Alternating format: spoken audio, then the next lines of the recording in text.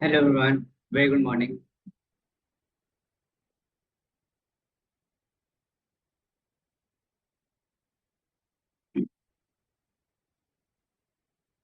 Okay, so today, as you all know, we have to start a topic called as transformers. So you have studied some topics regarding that in the past, and we are now going to study this topic called as transformers. Now, just to get an idea, in the last, what are the topics you have studied in the last few sessions? Have you studied about something called as RNNs, LSTMs, and all of that? Okay, sure. Correct.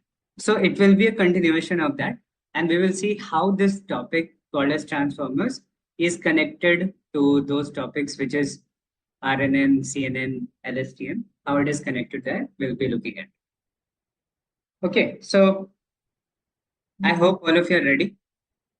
So we'll get started now with this. Perfect.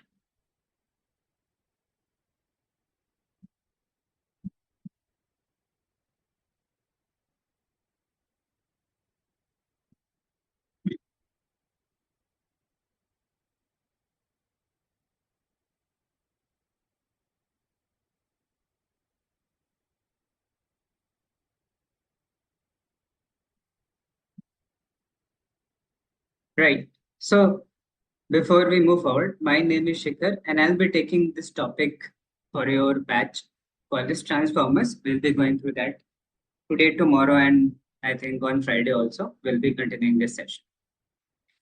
Now, the very first thing is what this topic transformer is and where does it help us? How is it connected to the previous topics have you studied? And what is the significance of this topic in the real world, right? So the topic you're studying, generative AI, how is it, how does it fit it into that? So does anyone have any idea about these transformers? Anyone working on this, or have you got some idea about that? Anyone? No idea? Okay. Now, what was RNN doing? Correct. So we'll take a look at that also, and then we will see different things which we need to understand. So now the topic which we are studying is called natural language processing. Natural language processing. And natural language processing, as you know, is a field where we deal with the statements said by the people.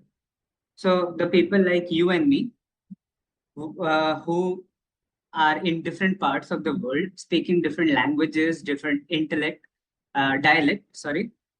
So what a machine has to do, a machine has to understand how a person speaks. Because sometimes the people don't speak the statement with proper grammar, with a proper structure. So everyone does not know how to speak correct English or English. Sometimes they speak a bit wrong also grammatically. Now these machines have to understand what they meant overall, what was the context of their statement, what were they trying to explain. And on the basis of that, it has to either talk to us, means it has to give some answer. Like suppose I'm asking, hello Siri, how are you? So it is going to respond on that basis, I'm fine, how are you? And the further conversation will go through that. Correct. So it has to understand how does a human speak. It has to also respond to that in a proper statement. A correct statement has to be said so that it feels like we are talking to a intelligent machine. Otherwise, no one will be using these things which we know as natural language processing. Now, very important examples or very powerful examples in front of you today are all these voice assistants that you see. Voice assistants that you see in around you, they are a simple example to understand this concept of natural language. So why is it so important nowadays? So you know that Alexa is there, Siri is there, and then we have uh, UC Cortana, which is there in Microsoft. In your Microsoft Windows, you have Cortana, then Siri, then Alexa, and then Google Voice Assistant, which is there. Okay, Google, when you say, right. So all of these things, these voice assistants that you see, they are very powerful voice assistants. And what is their work? If any one of you have used the Android smartphone 5, 6 years ago, you might have seen that they were not very powerful at that time, right? They were not able to answer the questions. When you ask them something, so they will say that, sorry, I did not understand what you said. Can you repeat that? Very, very common thing you would hear from them, from these assistant was that I did not understand what you said. Please repeat it again, or can you repeat it again? But nowadays, if you talk to them, it will feel like you're talking to another human. Now, how has that happened? That has happened because we have trained these machines over trillions of trillions of conversations. Okay, not millions, not billions, but we are talking about trillions of conversations.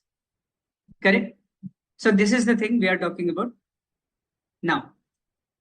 Prajakta, no worries. We have just started. I was talking about today we are going to study this topic of transformer.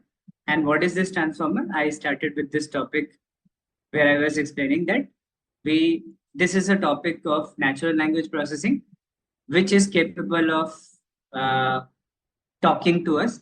And we have examples in front of us, voice assistants. And these are the voice assistants. And how they have been trained? They have been trained on trillion of conversation. Just this much we have discussed. Now, so if you see these voice assistants, how they are able to answer the things, how they are able to hold a conversation, a long conversation also from a human with a human. So it is because of the reason that they have been trained on trillions of conversations, trillions. So when these machines, Alexa, Siri, and all of them, when they have been shown trillions of conversations, then they started to understand the pattern, the context, the meaning, and the behavior of the different people. So when they are trying to say something, what they mean at different point, they also have to understand the proverbs which we use commonly when we are talking. They have to understand the sarcasm sometimes the people are using. Correct. So when they are angry, when they are happy, when they are sarcastic. So what is the mood of the conversation? What is the context of the conversation? They also have to understand that. Also, these natural language processing units, they are capable of doing something called as translations, summarizations, or word generation. They will be able to do. So the transformers are so much important nowadays. We are studying this entire topic. It is because of the reason that nowadays you see tools on the internet which are capable of generating text. So we ask a question to them and they will generate the answer from on the basis of that question. They will understand the context, they will understand the meaning of the question, and then they will generate a very uh, correct response regarding that. Correct? So now, yes, we can modify images also, we can modify videos also. So those are the things which are there. Correct. Now, so this is basically, I was just trying to give you that we are studying a topic called as natural language processing. And this transformers, this topic transformers that we are going to study today is a part of that topic, which we call it as natural language processing. Now, in natural language processing, what are the things you have studied? Was something called as syntactic analysis, right? Semantic, syntactic analysis, and semantic analysis. What are these two things, semantic and syntactic? So syntactic analysis and semantic analysis are both just there to understand the statements, right? How do you represent statement uh, in a way that a computer system can understand that? So these are the very two first starting points of natural language processing: semantic analysis and syntactic analysis. In syntactic analysis, we try to understand the overall statement, right? In a sentence basis, what it is trying to say, or how does it look like, or what are the words present in that sentence. So we need to do syntactic analysis, syntax of the statement. But syntax of the statement is sometimes not enough, because if I say dog eats food, and if I have another statement, food eats dog.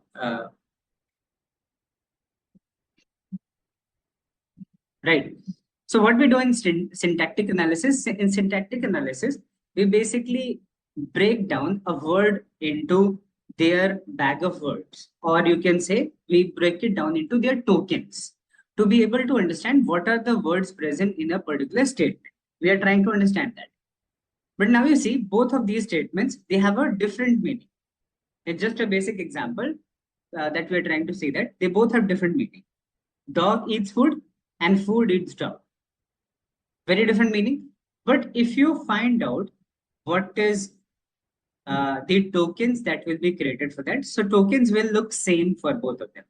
The tokens will be dog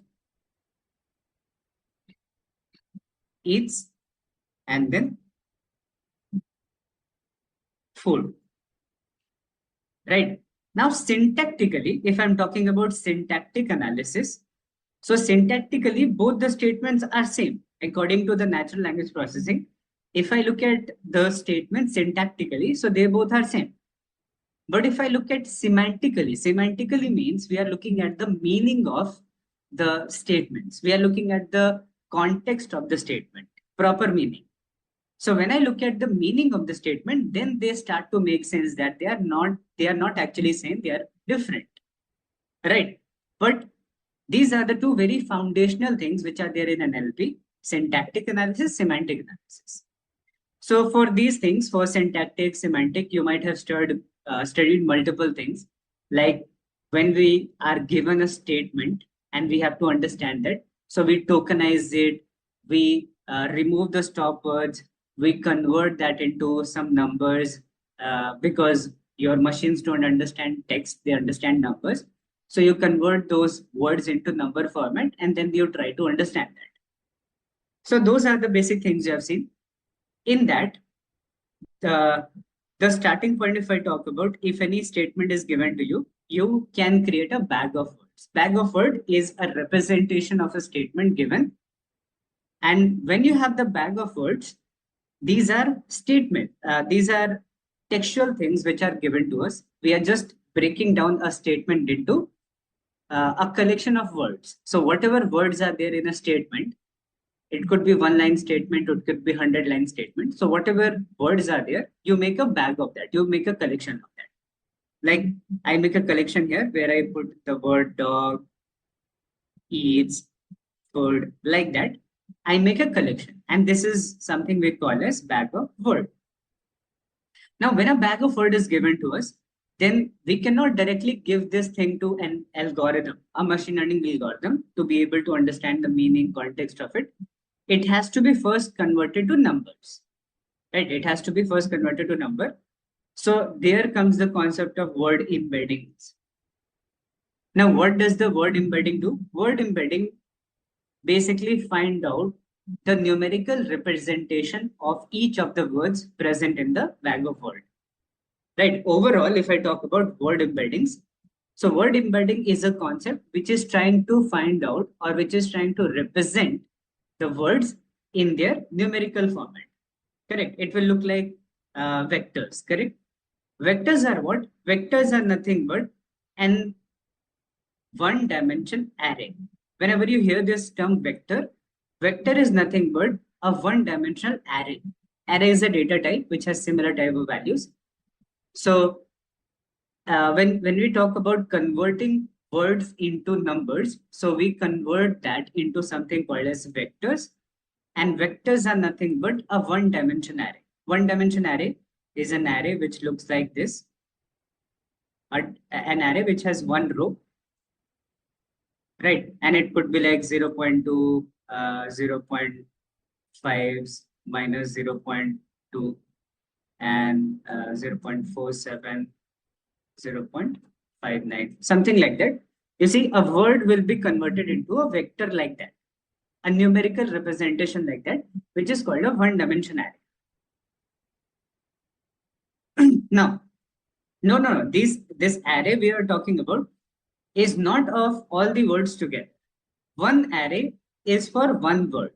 For every word, these arrays are going to be created separate. Correct. So I can say that this is an array. This is a numerical representation of the word dog. Now, for the word eats, there will be separate representation. For the word food, there will be separate representation. And how they are created, we'll be taking a look at that as I move forward. I'm just giving a basic idea for now. So now we have all of these things. Now, correct. So we have this dog and it is converted into these vectors. So when it is converted into vectors, then we can give this thing, we can give this information to machine learning algorithms to be able to understand that, right? So what I was explaining now, don't get lost in this case. Try to understand the overall concept, which is, what did I first start with? I first started here with this concept, where I said that the very starting point of natural language processing is syntactic and semantic analysis. Syntactic means what? You're looking at the structure of the statements given to you. Structure. You're trying to understand what are the words present in that, what are the how much of the words are repeated, how many stop words are there. So you're basically trying to understand the overall structure, which is called syntactic analysis. But if suppose two statements are given to you, this and this, if you look at them, syntactically they are same because they both have same set of words in them. If you tokenize these two statements, you will see same set of words present in both of the statements. So syntactically they are same, and it will be a problem for us at this point. So we use something called as semantic analysis to understand the statement further.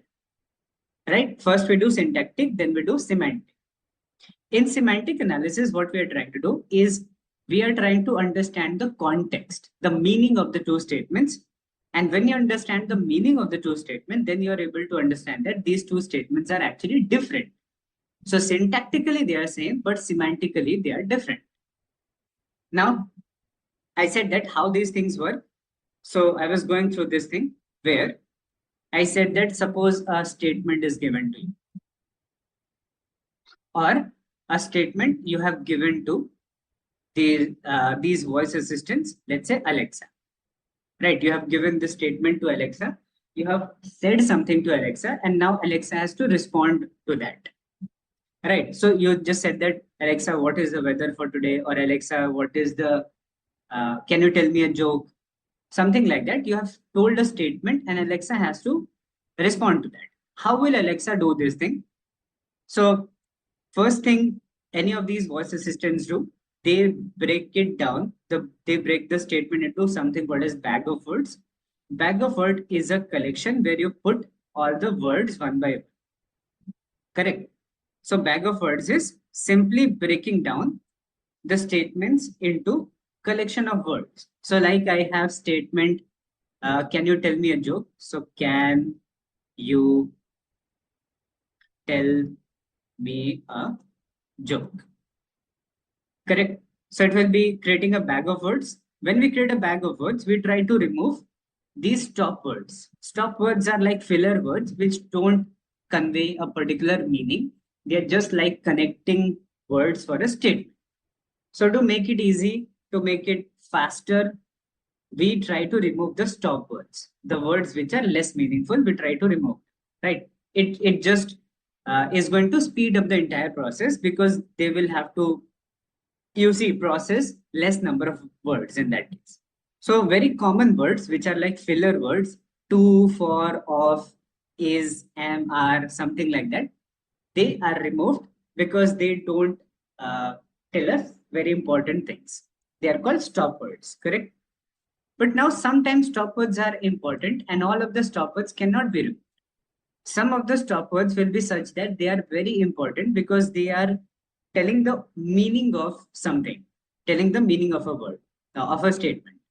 So we will try to remove the stop words, but we also need to see that we are not removing something which then after removing them, we are not able to understand the meaning of the statement. So we try to remove the stop words, but not all of them. Some of the stop words we need to keep because that is able to tell the overall grammar of that. Correct. It is able to tell the grammar of that. Right. Correct. So in this case, like joke and jokes, Indrani is saying, so that is correct representation of that. Right. So we need to make sure that we are understanding the overall context of this. Right. Overall context of this, they are able to say. But Indrani, the thing is that if someone has said a statement, can you tell me a joke? So either in that statement, they would say either joke or jokes. Both the thing they will not say, right? So at any particular point, when you're breaking it down into a bag of words, so it will look at the words and it will just show you the representation. So of course, joke and jokes are different. So whenever someone says that, so either they will say jokes or someone will say joke.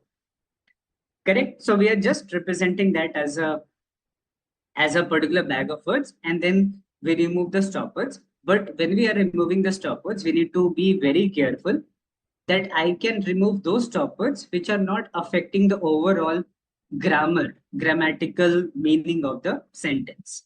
Correct. So those things are important. Right.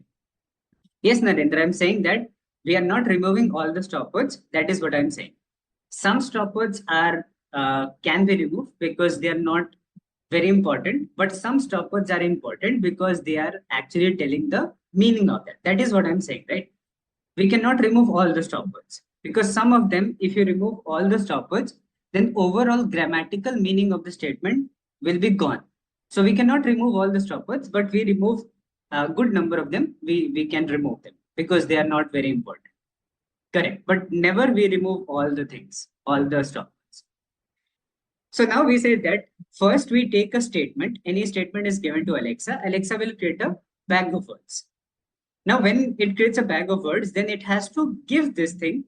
Then it has to use this thing and give it to a machine learning algorithm, or a deep learning algorithm, whatever you can say. It has to give the statement to the algorithm so that the algorithm can give an answer to that. Right? The algorithm can give answer to that. Now, on these things, when this is given to the algorithm and it has to give the answers to that, we can't give it directly. We can't give the bag of words directly. First, it has to go through something called as word embedding. Right? Word embedding means what? Word embedding means if I suppose have a word can.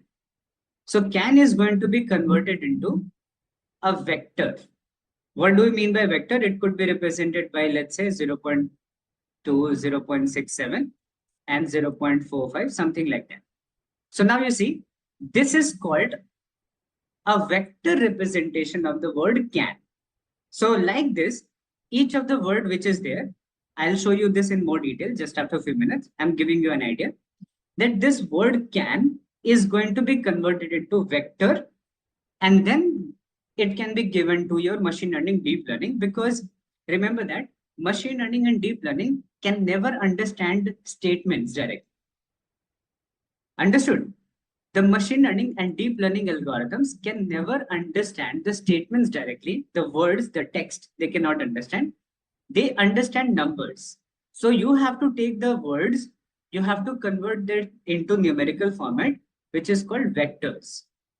Right? You have to convert text into vectors, and then vectors can be given to this machine learning and deep learning so that they can understand the meaning and they can answer according to that. They can give the response according to that. Correct. So what have I said? You have a statement, you make a bag of words. When you have a bag of words, then each of the words that you have will be converted into vector. Then those vectors will be given to your algorithm, and then they will be understanding that. Now, each of the word will have a separate vector. Correct? Each word will have a separate vector in this case. So how is it going to look like? What is a word embedding? You might have studied about that, but I'll give you an idea about that in few minutes. So how it is created, how this word is converted into numbers, we'll be taking a look at it. Now, so have you got the idea about it?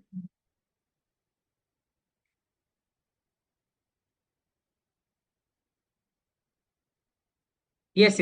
I'll Samar, exactly. You put that question in the Q&A tab. I'll be answering that. It's a very interesting question. So why does that happen? What is the reason for that? I'm coming to that. Very important question. Put that in the Q&A tab so everyone can see that question. Very important. So just after a few minutes, I'll be coming to that question. Now, so you have understood the basic thing, whatever I was telling you about, right? Basic thing I was telling you, which you have studied till. You have studied already the concept of the basic NLP, and we will go into further things after that, and we will be talking about that. Correct? Puram, I just answer your question that yes, each of the word will have a separate vector. Each word, right? Just answer your question. Now, so let's move now to the first thing, the main topic for today, and we will see. Vector, not a number. Each word will have a separate vector, not a separate number, but separate vector. So like that, if you have a word can, if you suppose have a word can and suppose have a word have, so they both will have their own separate vectors. This will have its own vector, like collection of three words, and this will have its own vector, collection of three words. Correct? Yes. Yes, Akhil. We convert that into vectors after removing the stop words. Right. Okay. Now, yes, I'm coming to that. How many numbers are there and all of that? I'm coming to that. I just gave you a basic idea for now. Coming to that. I'll be giving you a very proper overview of all the things. How those numbers come up and how many numbers are there. We are coming to that. Now, so the topic for today that we are going to talk about is transformers, which is the continuation of this natural language processing concept.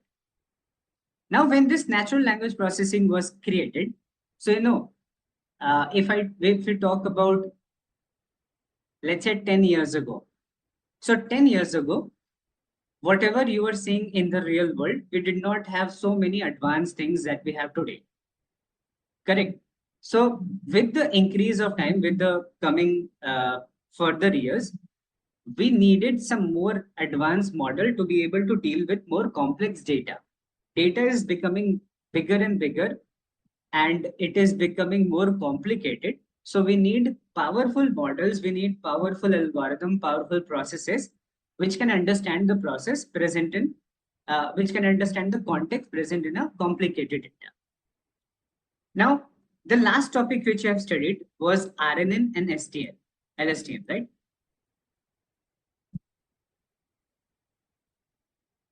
RNN and LSTM. So what is there in RNN? RNN is basically a method, if you have to understand the meaning of RNN in the context of natural language processing, right? So RNN is basically a structure which can understand the meaning of a statement, correct? Now, when it start to understand the meaning of a statement, then it was good enough in the when it was created for natural language processing, when it was used, it was good for some time. It was usable for some time, but when we started to use it for more powerful tasks, then it was not okay with that. It was not able to capture the entire meaning of that. Now, suppose if I take a statement to give you an idea about what I'm saying, is suppose uh, I have been given a statement. And what we need to do here, what are the transformers used for? They are used for generating answers. Okay. They are used for text summarization. So we will be talking about transformers in this concept, in this context, correct? So we are talking about generating answers, text summarizing, or you can talk about machine and machine translation.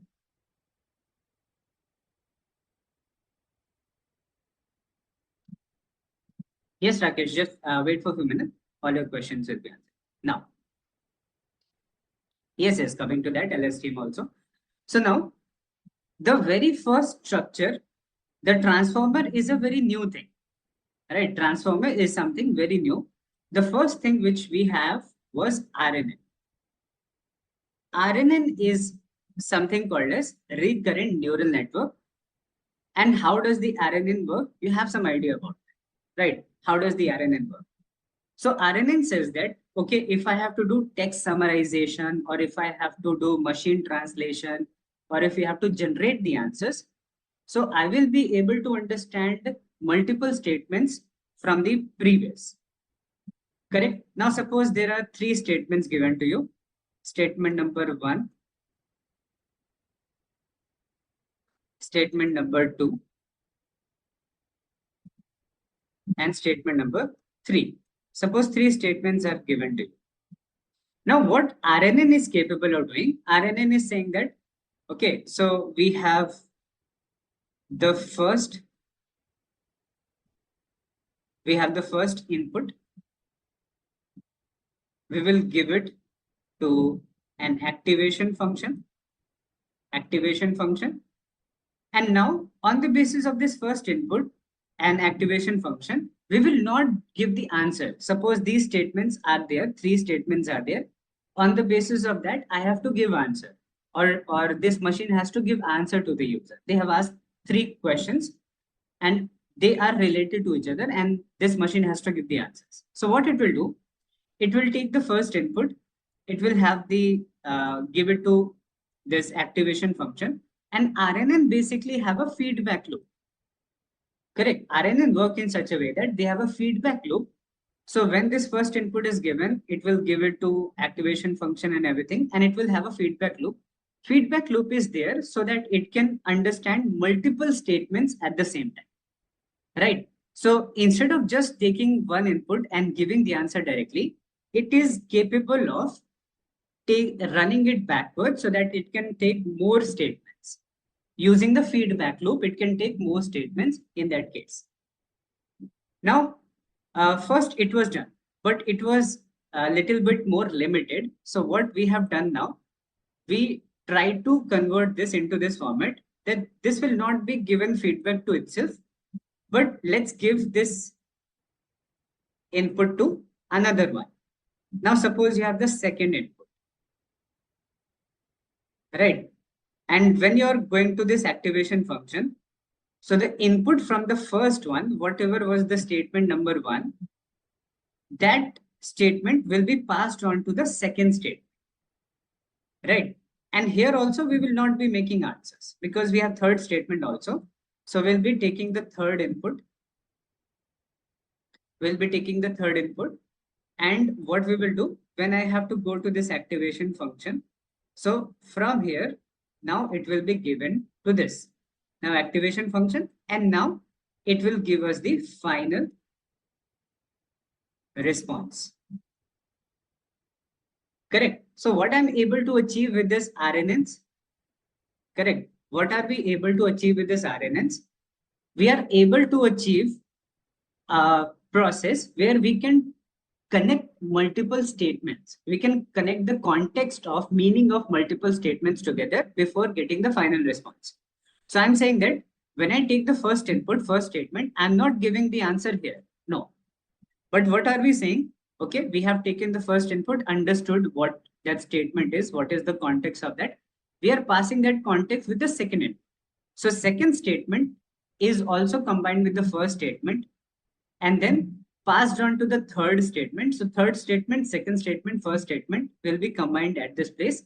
And on the basis of those three statements, we are going to get the final response. This is the very simplified version of the working of RNN and LSTM that we know. Correct.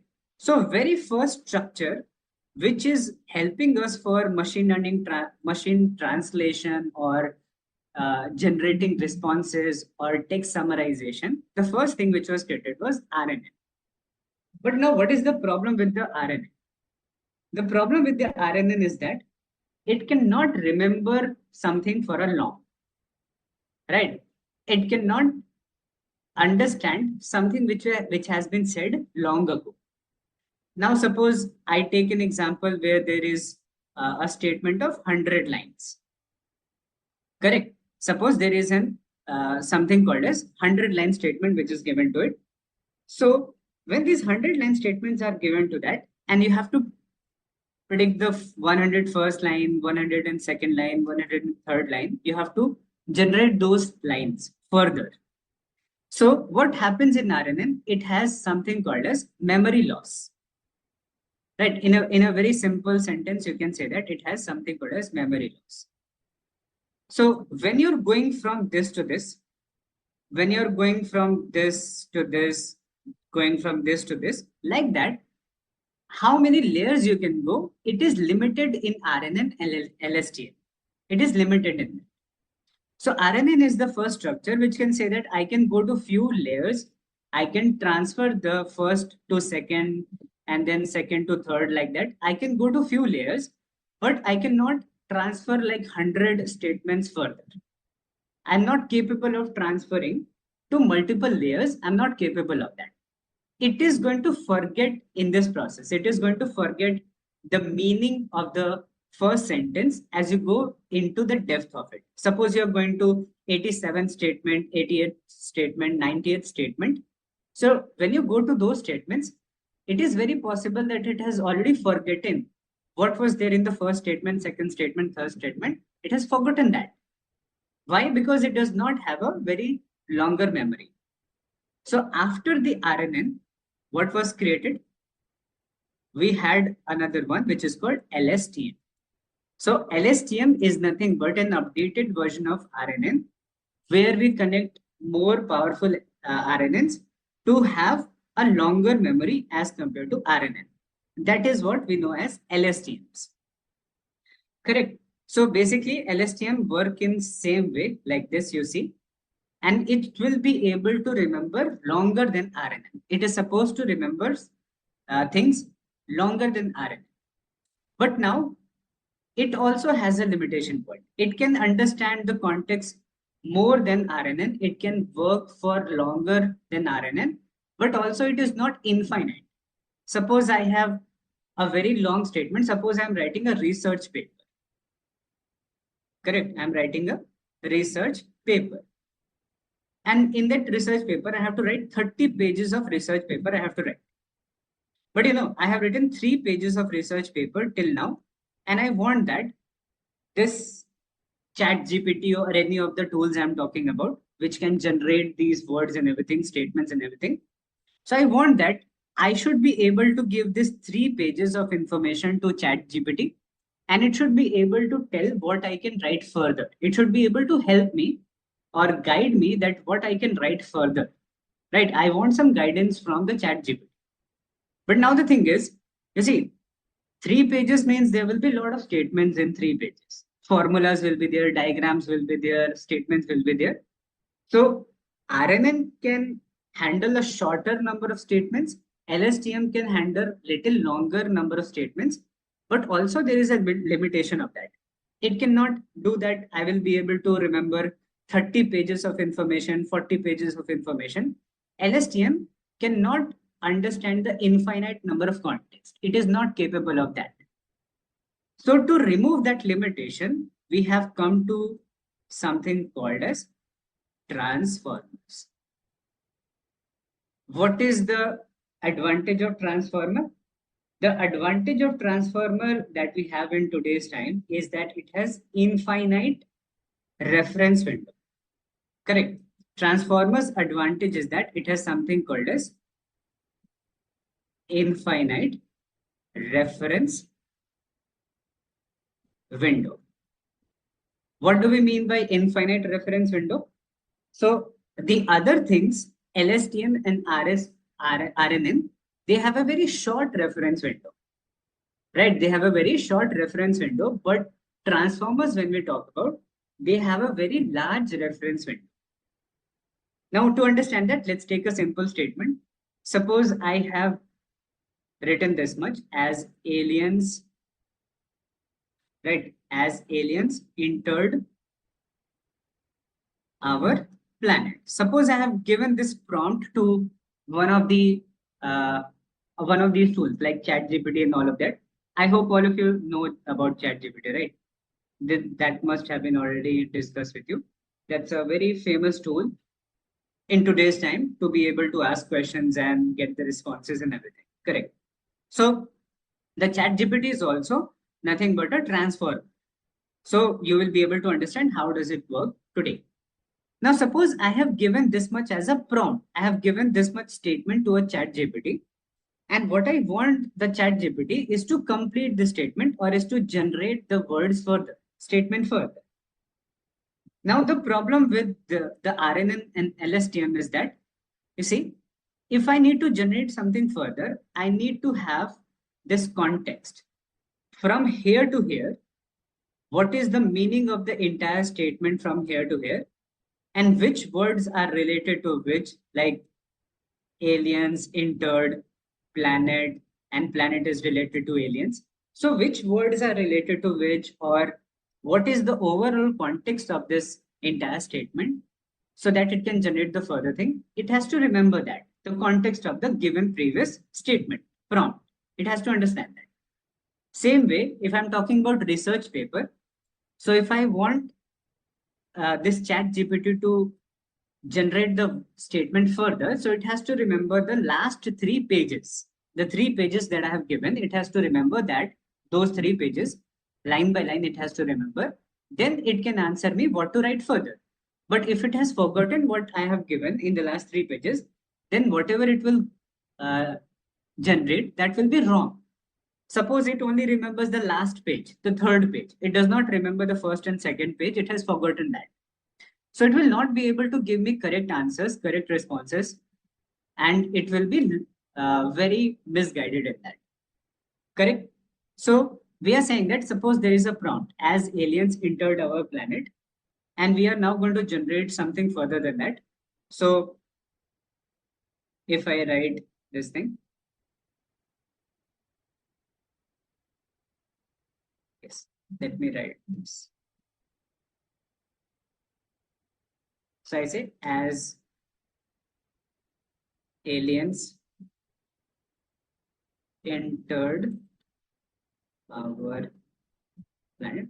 I'll make it large, just 1 minute. And began to colonize the earth, a certain group of, you can say, put a comma, right, a certain group of extraterrestrial,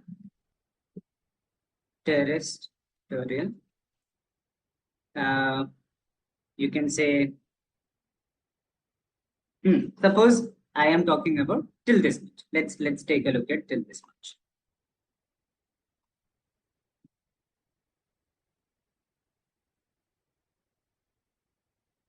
Now suppose, let's take a look at this word and understand what is the difference between RNN and LSTM, how much they can remember. Let's take a look at it. So now the thing is, if suppose this statement is given, in this statement, this was our prompt. I have told the statement till this much. I've written till this much as a prompt. And the further thing from here to here has been generated by the chat GPT. It has been generated. So now when we talk about the working of those RNN, LSTM and all of them, so RNN and LSTM has a shorter reference window. RNN. RNN will have a problem like, let's say RNN can only remember things from here to here. And it has forgotten anything which is before this, it has forgotten. It does not know that there are words like as alien entered our planet and began to. It has forgotten that. It only remembers from here to here, colonize the earth, a certain group of extraterrestrial. So only on the basis of the text which is present in this reference window, this is called a reference window. Reference window means a window which is being referred by your algorithm to be able to generate the further words. So it is referring to these words to be able to generate the further words. Now this reference window is smaller for, you can say, RNN. This is for RNN. Similarly, if I take now for LSTM, so what LSTM is doing in this case, if I copy it and paste it. So LSTM will just have a little longer reference window as compared to RNN. So if I say LSTM can have a reference window from here to here, like say. Correct. So this is for RNN. This structure is for RNN I'm talking about, and this structure is for LSTM. You see, LSTM just has a little longer reference window. So it is able to remember longer context and able to answer regarding that. But the problem with both of them, LSTM is of course longer than RNN, but you see, it does not have the entire context. It does not have the capability to have the infinite context window, reference window. It cannot have a very long reference window. It will be able to miss something. It will be able to forget something. Now, if it is forgetting something, then of course you can understand that if suppose it has forgotten these three words, then whatever it is going to generate further, whatever state words it is going to generate further, it will obviously have an impact in that. There will definitely be some impact because it has forgotten the reference of the previous things. Definitely some impact will be there. So to overcome these two problems, RNN and LSTM, they were not capable of dealing with the data which is there in today's world. We now have transformers. And what the transformers will be able to do, transformers will be able to have a longer context window. Just a minute. Let me paste this.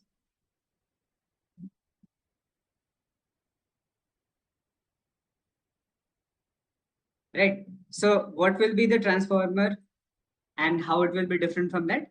Transformer can remember all the things from here to here, and it has something called as infinite, right? It has something called as infinite reference window. So these days we don't use LSTM and RNN. Yes, that is what we are trying to understand. So RNN was used, then LSTM was created. So when LSTM was created, RNN is now not being used in the real world. And when transformer is created, so transformer is an updation over LSTM. So now whatever is going to be created in the real world for text generation, text summarization, we will not be using LSTM and RNN. We will be now using only transformers. So whatever is being created nowadays, right? Whatever is being created nowadays in the real world is using transformers only. It is not using LSTM. It is not using RNN because they have a shorter window, shorter reference window, and they are limited in that. So whatever new things which are being created, like chat GPT or anything like that, which can answer anything, so they all use transformers, right?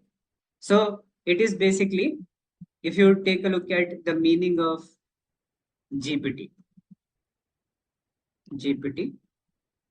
full form, you see, what is the full form of GPT? When you talk about chat GPT, so this GPT means generative pre-trained transformer. Correct? It is nothing but it is a transformer which is pre-trained. We are using a pre-trained transformer. Now, what do we mean by pre-trained transformer? I'll explain you that. But now you see, GPT is nothing but it is a transformer in the base. And we are using that transformer to be able to answer something, to be able to summarize something and all of that. So we nowadays use something called as transformers. And that is the basic tool in all of these tools like ChatGPT and everything like that. Correct?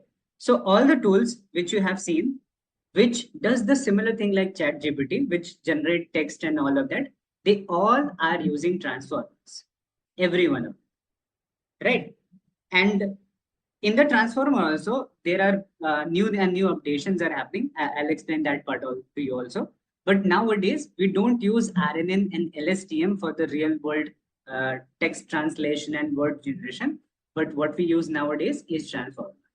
Why?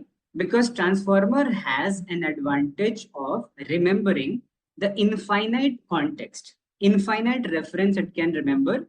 So it can remember anything. If you have given, suppose 10,000 statement, if you have given to it, and you want to generate 10,001 statement, right? 10,000 first statement you want to generate. So it can remember the entire 10,000 statement, and on the basis of the entire 10,000 statement, it will be able to generate the 10,000 first statement. It will be able to have the context of the entire thing. Correct? No, no, no. Of course, they will be asking RNN and LSTM. They will ask you because when you understand the RNN and LSTM, then you understand this working further. Because overall, transformer is just an updated version of that. Maybe 2-3 years from now, the RNN LSTM will not be asked, but now for now they are definitely important. You need to have an idea about that. Then you can understand how the updation happen, and it also helps the concept of RNN and LSTM. The knowledge of that also helps in training these transformers. So it is very important. The questions will be there on the basis of that RNN and LSTM, but it will not be that much. They will just try to know that whether you understand the RNN and LSTM or not. Because if you have not understood those things, so it is a very high chance that you have not understood transformers properly. Correct? So it will be there in the interviews. Now, it can happen that after 2-3 years, the concept of RNN and LSTM people will completely forget. It can happen after 1 year also, but for now, these questions are there. Now, so is this concept, are you all able to get the concept, what we were talking about? We started with this thing here that suppose we have these things that we want to do. In the real world, these are the things which I want to perform. Generating answers, text summarization, machine learning, machine translation. If I want to do something like that, so I can use RNN, I can use LSTM, and I can use transformer. Transformer, I have not explained in detail. I've just given an idea that transformer means what? Transformer has an advantage over RNN and LSTM that it has an infinite reference window. Basic answer to understand that basic difference between them. RNN can remember very short reference, right? It cannot understand the entire thing you have given to that. It forgets whatever has been said before, it forgets, and it only remembers what is the latest part in that entire text. So suppose 100 lines of text is given. So it would forget the line number 1 to, let's say, line number 1 to 30, it has forgotten. And it only remembers from 31 to 100. Correct? It only remembers from 31 to 100. Or it only remembers line 50 to 100. It has forgotten the first 50 lines. That is RNN. Then LSTM was created. LSTM is more powerful than RNN. It's an updated version of RNN, which is saying that it will be able to remember longer than RNN. So if RNN was able to remember last 50 statement, LSTM can remember, let's say, last 80 statements. But LSTM is also not able to remember all the 100 statements which I have given. So to overcome this limitation, we have nowadays something called as transformer, which is the latest tool we have. And transformer can have infinite reference window. So it does not matter you give 100 statement, 1,000 statement, 10,000 statement, or you have given it 30 pages, 40 pages, 100 pages. Whatever amount of information you give to the transformer, it will be able to remember everything. And if you have to ask it something, it will be able to answer the questions on the basis of everything. Correct. So that is the power of transformer. Transformer can remember everything, but RNN and LSTM, they cannot remember everything which has been given to that. They have a shorter memory, and transformer has something called as infinite memory. It does not have any limitation of the memory. Correct? Basic idea we have now got till this. Now we will move into the more, you can see, powerful thing about that. We'll go into depth of transformer now. This was overall idea I've given till now. Correct? So should we take 5 minute break and then go into the depth of it after that?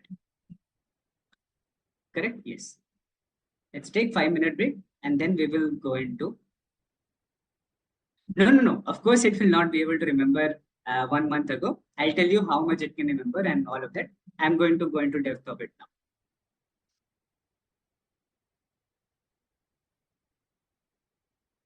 Okay.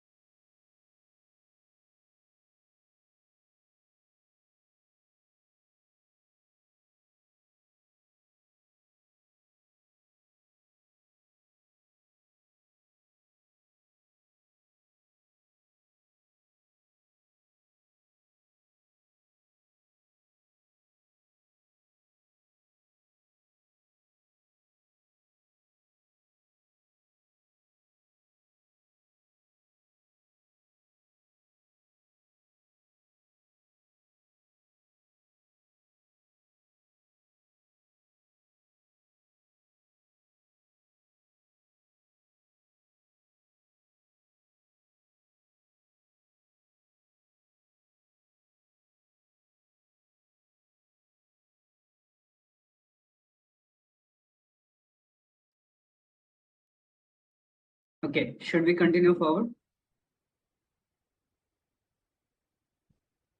Right.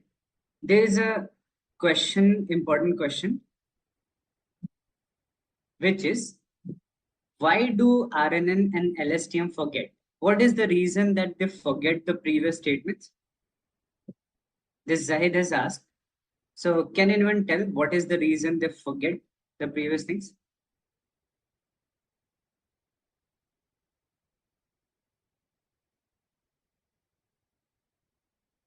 Is it because of vanishing gradient? All of you know about the vanishing gradient. What is vanishing gradient? You know that, right? Okay. So let me explain that to you in a very simple words. What is vanishing gradient and how is it going to forget that? Correct. Let's see a simple example, very, very simple, so that you can remember that for a longer time. So I was saying that suppose I have given some input and how do RNN and LSTM work? So let's talk about RNN if I say. So it has this activation function and then we go to the next one and it passes the idea from here to here. And then it passes from here to here. And it passes from here to here like that. Now, suppose if I do that for 1,000 times. Okay, if I keep repeating this, if I keep passing the context from first statement to second statement, second to third, third to fourth, fourth to fifth, like that, if I'm passing this thing from statement wise statement, this is how RNN work, right? Now, when you pass this information from here to here, the first statement you are passing to the second statement, so that second statement can answer on the basis of first and second both. It can understand the meaning of the previous question also, so to be able to answer something. But now when you pass it, you have a weightage. Correct? You pass it with certain weightage. There is weights and bias included in that when you pass something. When you pass an information. Now, let's say the weight that you have taken, correct? The weight that you have taken is, let's suppose 0.5. Correct? The weight that you have taken is 0.5. So same weight will be used then in all of them. Same weight. 0.5 here also, 0.5 here also. It will be used. Now see, what is the problem of vanishing gradient or exploding gradient? Two problems that happen, vanishing and exploding. What will happen in vanishing? So if I talk about the vanishing gradient,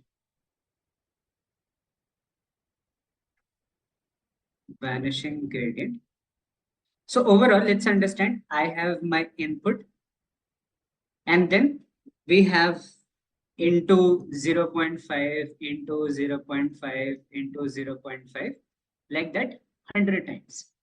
So now when you multiply 0.5 with 0.5, what happens? 0.25. You see, it becomes a smaller number. So 0.5 and multiplied by 0.5, it becomes a smaller number, 0.25.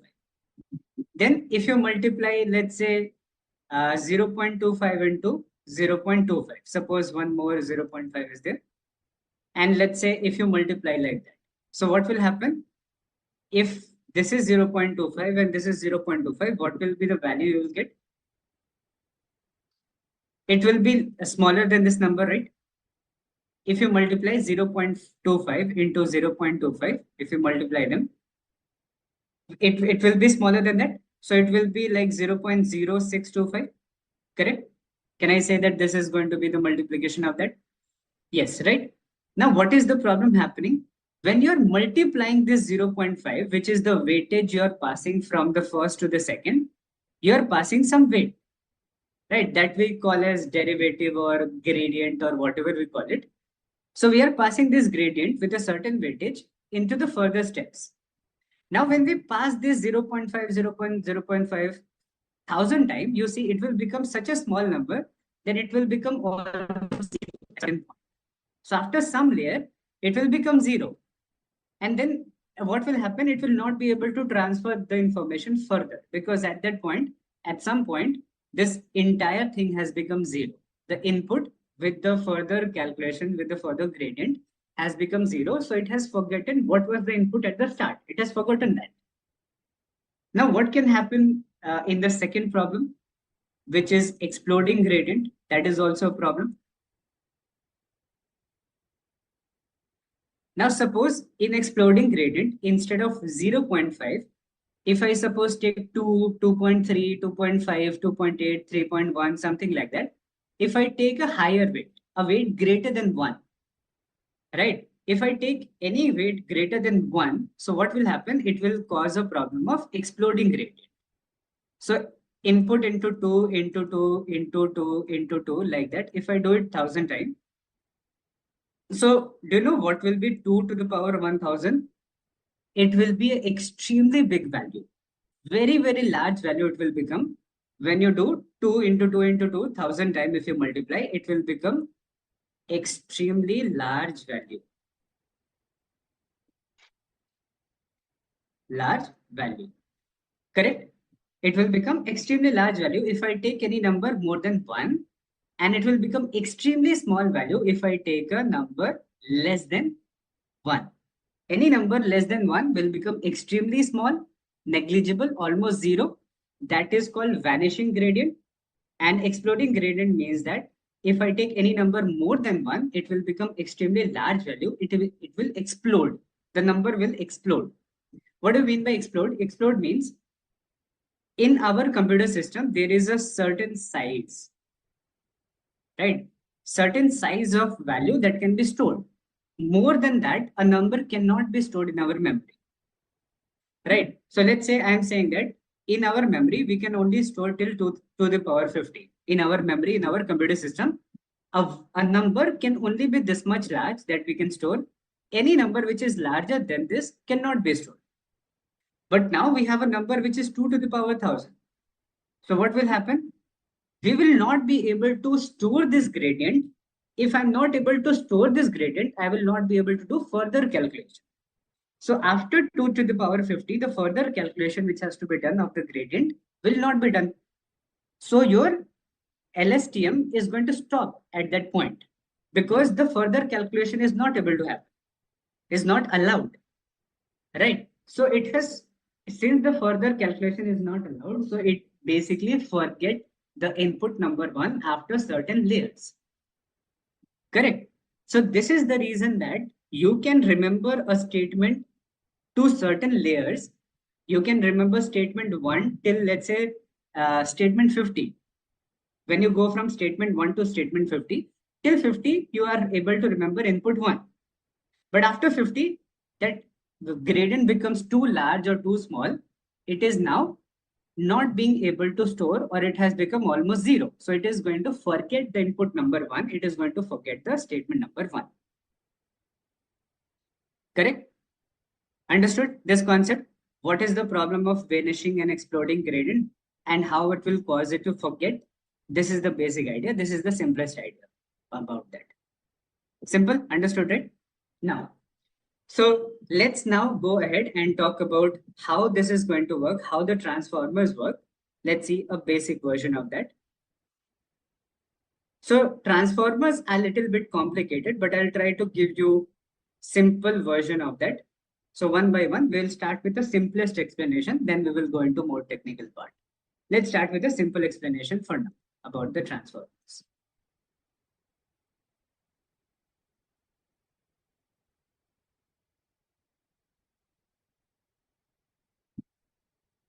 Right, so the explanations are comfortable for you, all of you. You are enjoying this entire thing, explanations and everything.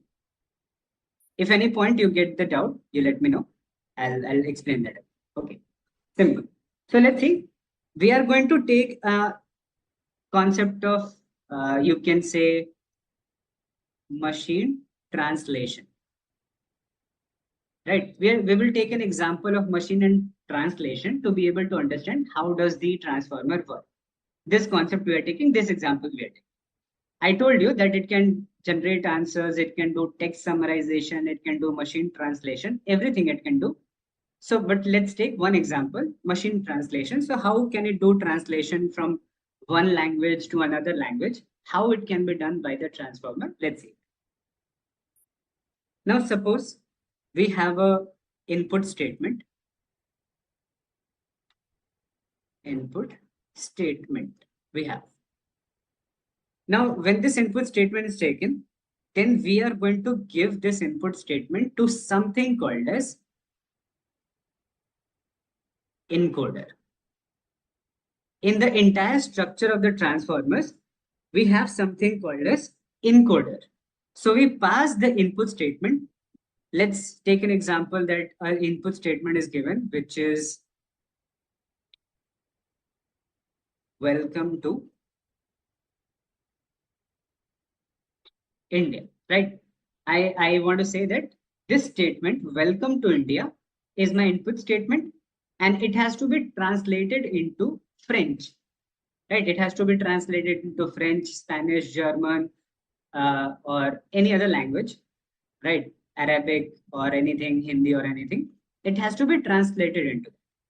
So what does this transformer do for the translation purpose? It will take the input statement, it will give it to encoder. The work of the encoder is that it will be generating. What it will be generating? It will generate 1, 2, 3. What is it? It is nothing but vectors. Welcome to India. So for welcome, for to, and for India, for these 3 words, it is going to generate 3 vectors. Now, what will be these 3 vectors? These 3 vectors will be generated in such a way that they are not randomly generated. They are not just converted into numbers randomly. These vectors are created in such a way that they understand the meaning of the word, context of the word, and then it is converted into a particular vector. So we will see how it understands the meaning. But whenever we give an input statement to encoder, something called as encoder in transformer, it will convert it into vectors. And vectors will be understanding the meaning and context of the statement. Now, once this vector has been generated, so we will pass it to something known as, we will be passing it to something known as decoders. Right? Decoders. Now, what will decoder do? Decoder will start to now generate, or it will start to translate, or it will do the summarization, whatever the task you want to perform. In our case, we want to do translation of welcome to India.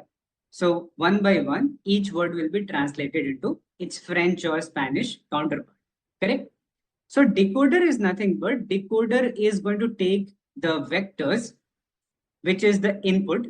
It is going to take the input and it is going to generate the output.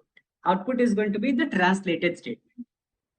Now, why are we converting our input to vectors? You see, we are converting input to vectors because first thing, your machine does not understand text. Your machine understands only numbers.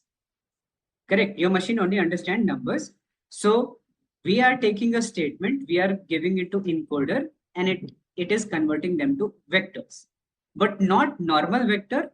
These vectors will be such that they have a meaning of the entire statement. They have understood the meaning of the statement by making these vectors.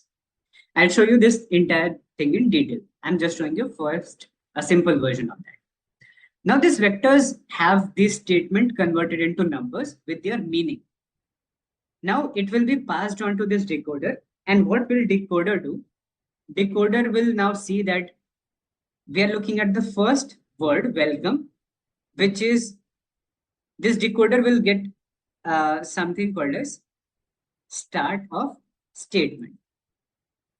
It will get a hint, it will get, you can say, a prompt that it is the start of the statement. When you pass this thing from vector to the decoder, it is going to know that it is the start of the statement. There is no word before that, it is the start of the statement. So that thing will be given to decoder and it will see that, okay, welcome is the first word. There is no word before that. So on the basis of the welcome, welcome will be converted into the French counterpart, which we call it as, right? This word is the conversion of welcome into French. Welcome is Indian word, and this word is the French conversion of that. Now, once this first word has been translated, welcome has been translated into Byan venue, then we are going to translate the further things. We are going to generate the further things. So now we have to see for to and India, right? We have to see for to and India. So now what will happen as soon as the first word is translated, this first word will be transferred back into this. And on the basis of the first word, the second word and third word will be created. Okay. Right. So on the basis of the first word, second word and third word will now be created. So after that, this word is passed on here. So with the statement, start of the statement, now you will have the word one. Correct. So now this decoder is going to see that start of statement and the word one. So it now has two things. So when the start of statement and word one is given to now decoder, so it will give the second thing, which is called two. It will translate the second, which is now two. So for two, you will have this A. This is the translated version of that. You will get this thing. Correct? Sorry, does not look like this. Like this. So second word translated. Now this second word is also going to be given to this decoder. So now you have start of the statement. Let me make it a little smaller. You have the start of the statement, word one. Now as soon as the word two is generated, word two is passed here. So now decoder will see that I have start of the statement where it started. Then I know the word one, I know the word two. On the basis of the word one and word two, I will now translate the third, India. So India is going to be translated as it is, see, India. Correct? So overall, in a very simplest version, what we are doing, we have something called as encoder and we have something called as decoder. Correct? Yes, yes, it will always be in numeric. Correct? When we are giving this word to this decoder, it will be in the vector format. During this process, it will be converted into vector format. Then it will be given. Right? I'll tell you how it will be converted. But when this word is transferred to the decoder back, it will be converted into numbers before given to decoder. Because decoder cannot understand text. It has to be converted into numbers and then it will be able to understand what that word was. So it will be converted into numbers, of course, numeric, right? So what we have understood, there are two things, encoder and decoder.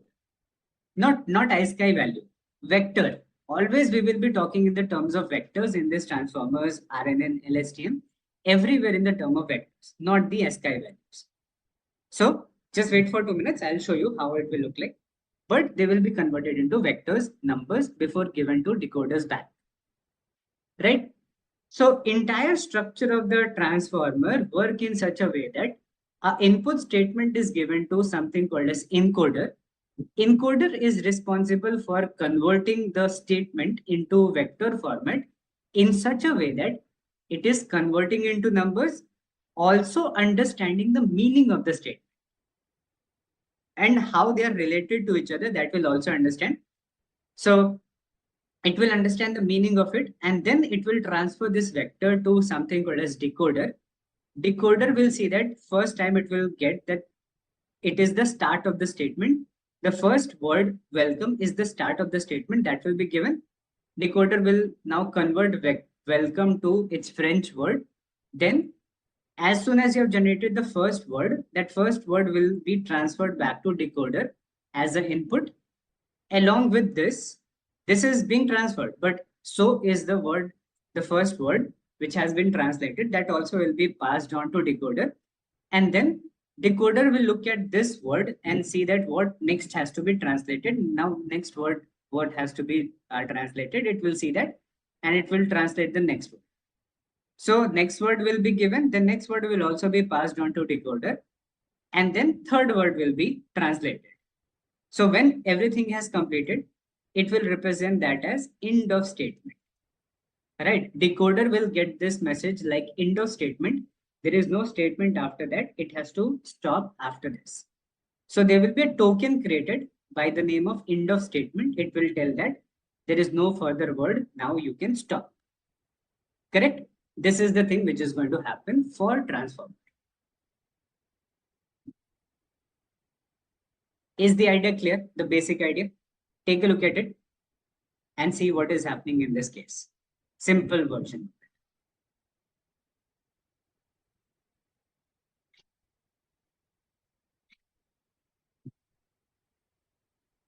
Take a look. Clear?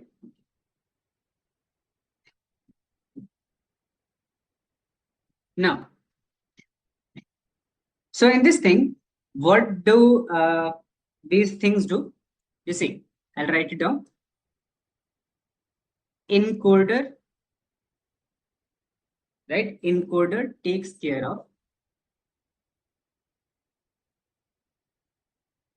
of understanding the sequence. Understanding the sequence of the words. Sequence and meaning, you can say. So our encoder has a work of understanding the sequence and meaning of the word. And what does the decoder do? So decoder generates a sequence, right? Decoder generates a sequence according to the understanding of the encoder, right? So whatever encoder tells, decoder will generate a sequence according to whatever the encoder has told. So whatever sequence has been passed on by the encoder to the decoder, it will now generate a sequence regarding. That sequence can be summary of a statement. That sequence can be answer of something. That sequence can be, you can say, translation of something. Correct. So it can be translation of something. Right. So now we will be looking at all of these things one by one. So this was a basic idea I've given. Statement given to encoder, converted to vectors. Vectors given to decoder. First translation, translated word given back to decoder. Then second word translated. Then second one also given back to decoder. Then third word translated. And we have the final answer, this. The translated version of the welcome to India. Correct? So this was the simplest version of this thing we have understood. Now just take a look at 1 minute. And then I'll give you the further things.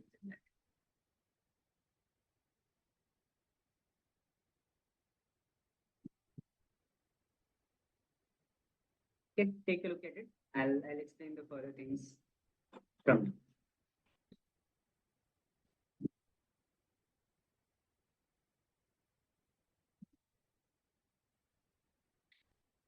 Yes, encoder decoder mainly these are for the language, but they can also be used for images and all.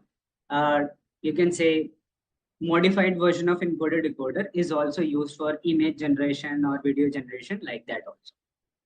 Correct. Mainly they were created for the purpose of language understanding, but they have been modified nowadays, using which you can generate an image by a prompt, or you can generate a video by a prompt by mentioning a statement. So they will be able to do that also. Right. Now I hope this part should be clear. So now we will move on to the further things and we'll understand it in with some one more example.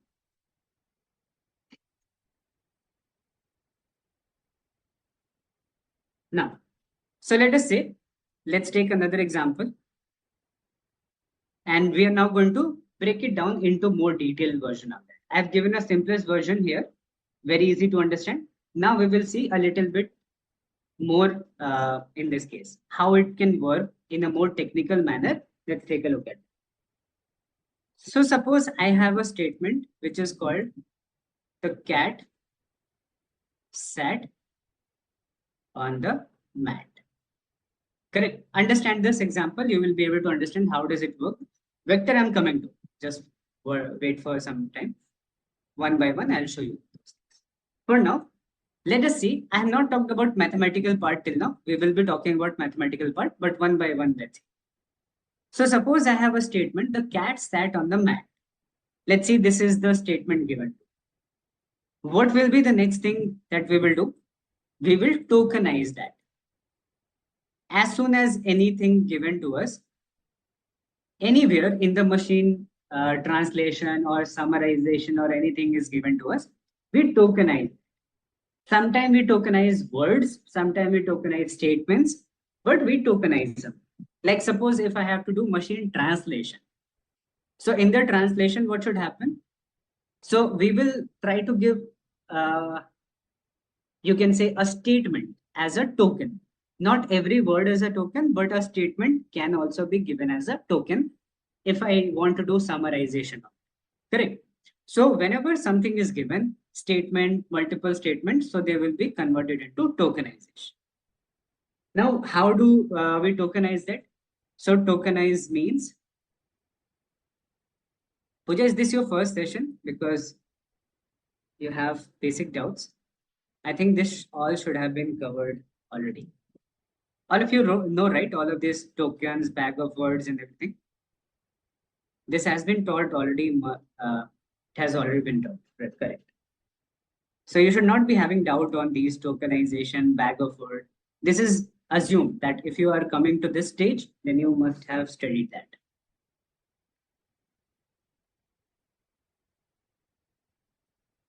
Yes, it is NLP we are studying. At the start of the session, I said it is NLP that we are studying.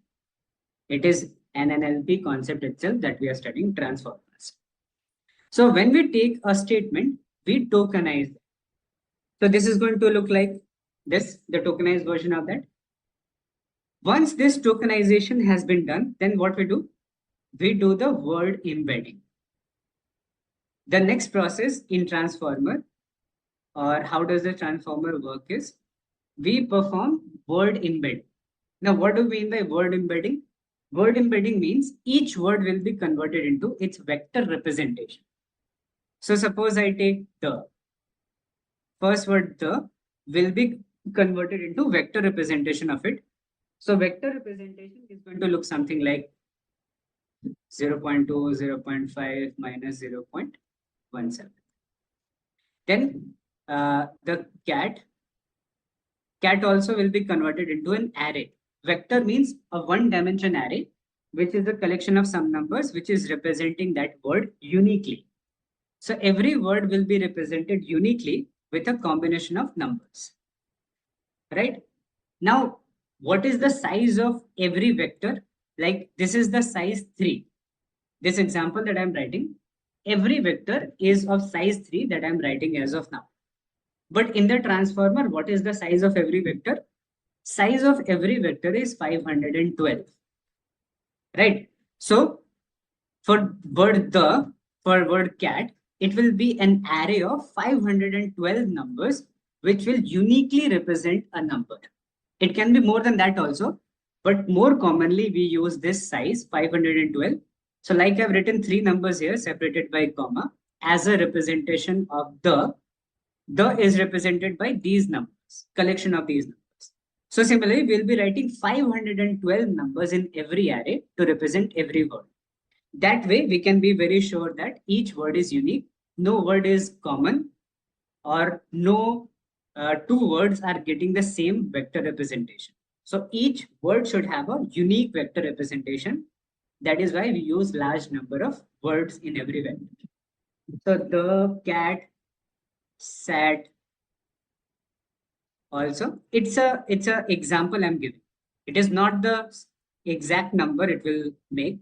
That is the work of the algorithm to be able to convert that. We don't need to know what numbers. We can't tell what numbers it will convert.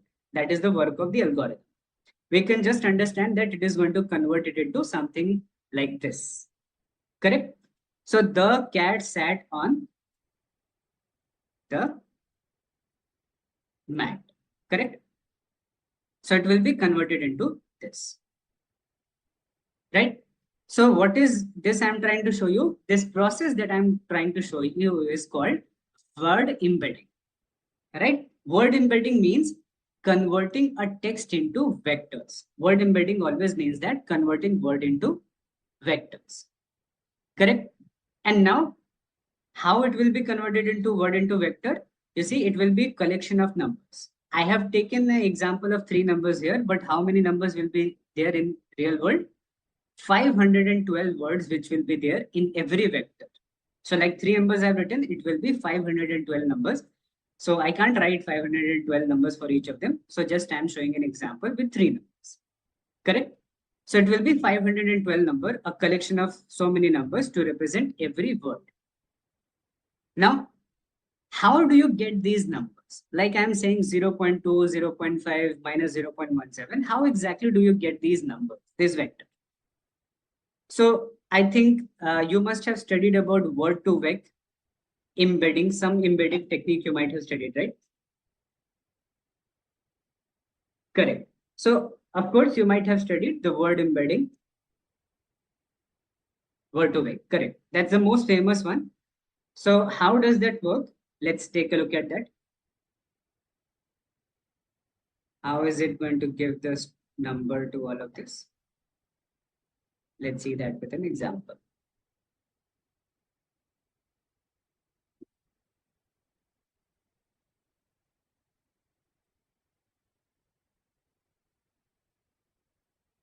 Let's see.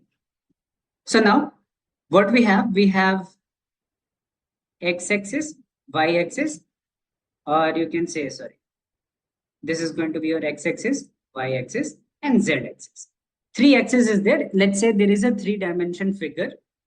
And what is happening? Your words, whatever words are there in a statement or your document, if you take a document, if you take a statement, you see, you have made a token of that. Each word has been made as a token. And when you have a token, those tokens are now going to be converted into vectors. So how a vector is created?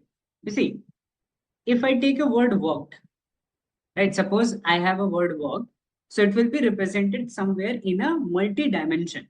It will be represented in a multi-dimension graph. And the numbers for this word will be how much is the distance of this word from x-axis, y-axis, and z-axis, right? So distance from a particular axis, x-axis, y-axis, z-axis, is the vector representation of that. So suppose this word walk is, let's say, 0.5 units away from x, and it is 0.17 units away from that, and let's say 0.91 units away from z-axis. So what will be the vector of the word walk? It will be 0.5, comma 0.17, comma 0.91. Correct? This is what the concept of word embedding means. Whenever we talk about word embedding, word to vec, or whatever concepts you have studied, so it is going to represent every word as a set of numbers. Now, yes, there will be 512 dimension. Here you can take a look at a graph which is 3 dimension, but in the real world, it will create a graph of 512 dimension, which we cannot draw, but mathematics can draw, the algorithms can draw 512 dimension. So there will be 512 numbers in this vector. It means that 512 dimensions are there. X-axis, y-axis, z-axis, like that, or x1, x2, x3, x4, x5, like x2, x512. 512 dimensions will be there. And how much is the distance of a particular word from 512 dimensions? That will be the vector representation of the word. Simple. So this is called vector representation. Those who were asking how you get these numbers, this is from that. Now, so once you got this vector representation, then what next to do? When we got this word embedding, so what we will do next? So as soon as I got this word embedding, then we pass this thing. Correct. Yes. So in this case, suppose when I'm looking at uh, the cat sat on the mat. Before we move forward, it is very important that you know about one more thing. So we pass it to encoder. right? We pass these things to encoder, and then it is given to decoder. Now, here, is it important that the position of the words are maintained? The position of the words matter or not in this case? What do you think? Whenever translation has to be done, whenever any statement is given, so should the position of the word matter or not? Yes, the position of the word should matter, because if the position does not matter, then what will be the problem? Like I was giving you example, dog eats food and food eats dog. Correct. Now, if you look at both of these words, they both have basically the same set of words. The tokens will be same for both of the statement, but both of them are different words, different statements, sorry. Correct. So it is very important that when you give the tokens to encoder and decoder for translation or whatever, the position is maintained. The location of the word, the sequence of the word is maintained. It is very important in that. So after the word embedding, right, after the word embedding, what we need to do? Position has to be maintained. Right, position has to be maintained. So by position has to be maintained, what do we mean? So this was 2 and then number 3. So first we got the statement, second we tokenized that, third we created word embedding, fourth we will create something called as position, right? Position embedding or position encoding we are going to do. So let's say in the next step we will do something called as position encoding. Now position encoding is what? Position encoding is basically, if I suppose have the word the, so where is the position of the word the? We will take the vector of the word the plus a position vector of the word the, right? So it is the vector of the plus the position vector of the, right? So we are going to add something called as position vector of the word the with the vector of the. So let us suppose that the vector of the is 0.1, 0.5, and 0.7. And the position vectors is 0.17 minus 0.91 and let's say 0.23. So now these two arrays will be added together. When you add them together, what will happen? So 0.1 plus 0.17, what will you get? You will get something like 0.27 as the first one, then 0.5 plus 0.91, right? So you will get that number. And similarly, 0.27 and 0.23, which is 0.30, you will get that number. Correct? Now, when you get these numbers, this is called position encoding of a certain word. This is important because if you give this word encoding directly to your transformer, so it can change the location of these. It might not remember the location of them. And if it is not able to remember their location, so what will happen? If suppose the word mad goes first for translation, and then sad goes next, and then cat goes next, and then the goes next, and then on, then the. So the entire translation will become very wrong. So word should go in a sequence. First the should go, then cat, then sad, then on, the, mad. One by one, in a sequence, the word should go to the transformer for them to be translated properly. So when you take the statement, you tokenize that, then you do the word embedding, conversion of text into vectors. When you do this encoding, the word embedding, after that, you should do position encoding. Position encoding is nothing but word embedding plus the position vector of every word. So every word will go through this calculation, will go through this addition. the cat sat on the mat. Each word will go through this computation, and you are going to get something called as position encoding for each of the words. That is important. Now, once you had this position encoding, then we will move forward to the further things. So now let me show you the graph of the vector to show you where we are doing these things. You see, this is the complicated graph of the entire transformers. This is the structure of transform. Very complicated, but we will try to ease it. We'll try to make it easy. So where we started, input. Input is our statement. We took the statement, encoded that, right?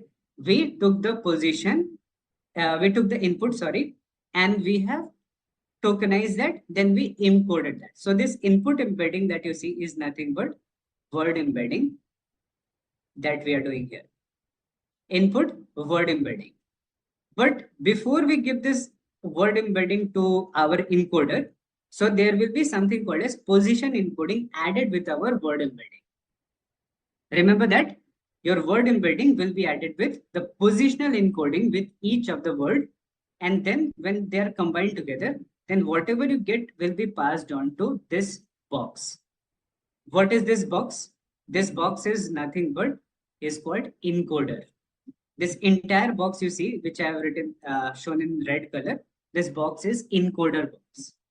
So before your input goes into encoder box for encoding purpose, first you will take your input, convert into word embedding, then you add positional encoding, and then after adding them, whatever vector you get, then you give that vector here for further conversion. For understanding the meaning of the word, meaning of the statement, you will now give it to encoder. Correct? When we add the vectors, no, Indrani. That is why I was saying that they will never coincide. Why they will not coincide? Because they are a collection of 512 numbers. So when the vector is so large that it is represented by 512 numbers, so coinciding will never happen because there can be trillions of unique combinations created on the basis of 512 numbers. So they will not coincide. They will just be a unique representation. This is a unique representation of the word the, and this is nothing but a position encoding of the word the. How position is calculated? For now, just understand it is also a vector like that. How position is calculated, that I will show you tomorrow. Correct? How this thing you're going to get, I'll show this to you tomorrow in a simple way, very simple thing. But for now, I'm trying to keep it simple for you so that you don't get confused about this. So we have the vector of the plus we add it with something called as position vector of the. When we add them, whatever we get, we call it as a position encoding. Correct? And this position encoding will be given to encoder for further understanding the meaning of this given input statement. Correct? So this position encoding will be given to now encoder, what we call as encoder. Correct? Are you all getting this idea? This position encoding, which is the process we have understood here. So see, so many things are remaining, but we have only understood till this part. Whatever we have talked about was this part. Yes, Kishore. Two the are there, right? One the is there, and then second the is there. But will they have two different encodings? Can we say that they will have two different encoding? What do you think? The is here also, the is here also. Will they have different encoding? Yes. Right? Yes. Why they will have different encoding? Because their position in vector will be different. Right? Since their position vector is different, so then the entire position encoding of that will be different. That is the thing. So each of the word will have a different position encoding. If it does not matter that two words are same, each of the word will have a separate position encoding. A unique position encoding will be there for separate word, and then it will be able to work on that. So always there is a separate thing in that. Yes, you can say that it will be same. this vector will be same for the word the, but position vector will change, right? Why this will be same? You see, this thing is going to be same for the. If first the is there and second the is there, so this one will be same. Why this will be same? You see, if I represent the word the here, so I am making the, and if I make the second the, can I say that it will be overlapping on that? Can we say that if I'm making word embedding, so if two words are there which is same, so it will be overlapping on that? Correct. Right. So they will be overlapping. So they will have the same vector, or you can say same word embedding. The word embedding will be same, but the position embedding will be different. Remember that position embedding will be different. Position vector will be different. That is the basic idea. Why position vector will be different? I'll tell you about that. There is a formula for that. So position vector is going to be different, but word embedding will be same. So when we add a different position word vector for the word embedding, they both will be identified uniquely, separately. They will not be identified as the same word the. That is it. So if you add the position and word vector, how will we distinguish word and position later? See, Akhil, we don't have to identify word and position later. Once I combine that, then what are we doing basically? You see, what is the meaning of combining position at the word like that? So the concept says that before we give a statement, correct? You see, understand with this example. I was giving this welcome to India to this encoder.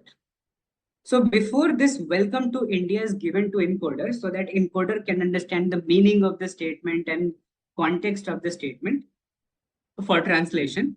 So welcome to India first will be converted into word embedding.